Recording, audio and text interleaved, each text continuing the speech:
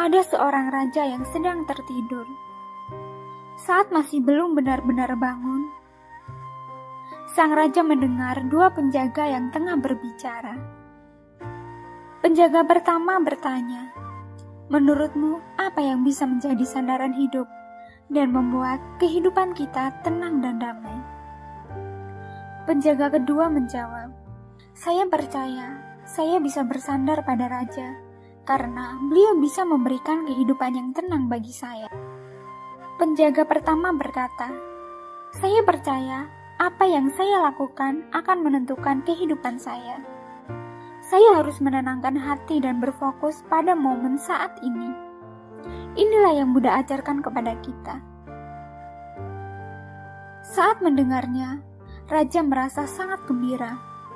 Raja bergembira karena mendengar penjaga kedua berkata bahwa dia menyandarkan hidup kepada sang raja.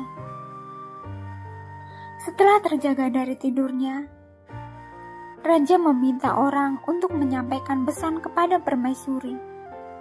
Nanti raja akan meminta orang untuk mengantarkan arak. Setelah menerima arak itu, permaisuri berilah dia hadiah yang banyak. Usai makan, sang raja menyisakan setengah teko arak. Raja lalu memanggil penjaga kedua dan berkata, "Kamu antarkan arak ini kepada permaisuri." Penjaga ini mengambil teko itu dengan sikap penuh hormat. Ketika baru meninggalkan ruangan, tiba-tiba hidungnya terus mengeluarkan darah. Kebetulan dia bertemu dengan penjaga pertama tadi. Dia lalu berkata, "Kemarilah, tolong bantu saya antarkan arak ini kepada permaisuri." Penjaga pertama lalu mengambil arak itu dan mengantarkannya kepada permaisuri. Setelah menerima arak, permaisuri memberikan hadiah kepada si pengantar. Kemudian, sang raja bertemu dengan si penjaga kedua, lalu bertanya kepadanya, "Saya memintamu mengantarkan arak. Apakah kamu sudah mengantarnya?" Penjaga kedua itu menjawab, "Saat akan mengantarnya, hidung saya berdarah sehingga saya tidak bisa pergi. Karena itu, saya meminta teman saya untuk mengantarkannya." Sang raja tiba-tiba menyadari bahwa segala sesuatu ditentukan oleh buah karma baik ataupun buah karma buruk kita. Buddha berkata bahwa setiap orang haruslah menjaga keteguhan niat baik. Kita harus meneguhkan tekad. Perbuatan baik pasti menghasilkan buah karma baik. Jadi, di tengah orang banyak, kita harus menjaga keteguhan tekad. Kita harus menggunakan dhamma untuk terjun ke masyarakat. Selain diri sendiri memperoleh kesadaran dan dharma, kita juga harus memutar roda dharma di dalam batin semua makhluk.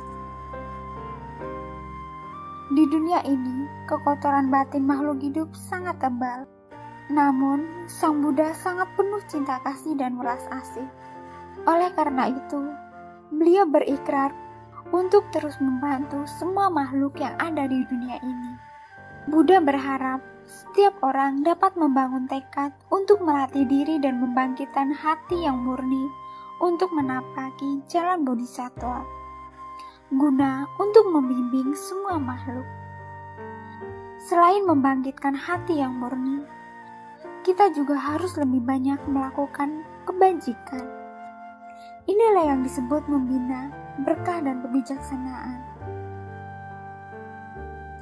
Jika setiap orang berbuat demikian, maka kehidupan di dunia akan sangat sejahtera dan setiap orang dapat hidup aman dan tentram. Janganlah membiarkan kondisi luar membuat ikrar kita menjadi goyah. Jika demikian, berarti kita sebagai manusia awam tidak memiliki keyakinan yang mendalam. Dengan memiliki keyakinan yang mendalam, secara alami kita bisa berpegang teguh pada tekad. Hati kita harus berpegang teguh pada tekad. Asalkan ada tekad, pasti akan ada kekuatan. Namun, tekad haruslah dimulai dari keyakinan. Inilah pembinaan keyakinan, tekad, dan praktik. Niat awal kita timbul dari keyakinan. Saat memiliki keyakinan mendalam, barulah kita bisa membangun ikrar. Ikrar yang dibangun di atas keyakinan yang mendalam akan menghasilkan kekuatan yang besar. Jadi, dalam kehidupan ini, kita harus memiliki tekad yang kuat untuk terus melakukan kebajikan, agar hidup kita bahagia di dunia ini maupun di kehidupan yang akan datang. Sang Buddha telah mewariskan Dhamma kepada kita. Kita harus kembali berbagi dengan banyak orang. Roda Dhamma haruslah selalu berputar di dalam hati kita. Dengan begitu, saat noda batin bangkit, roda Dhamma dapat menghancurkan segala kerisauan yang menimbulkan konflik dengan sesama. Kita harus membersihkan noda batin dengan menggunakan air Dharma. Apa yang perlu kita risaukan di dunia ini? Setelah melepas rasa cinta, benci dan dendam, hati kita akan bebas dari kemelekatan. Setelah membersihkan noda batin, kita harus menjaga keteguhan hati dengan baik. Kita harus percaya bahwa segala yang terjadi merupakan buah dari perbuatan kita sendiri.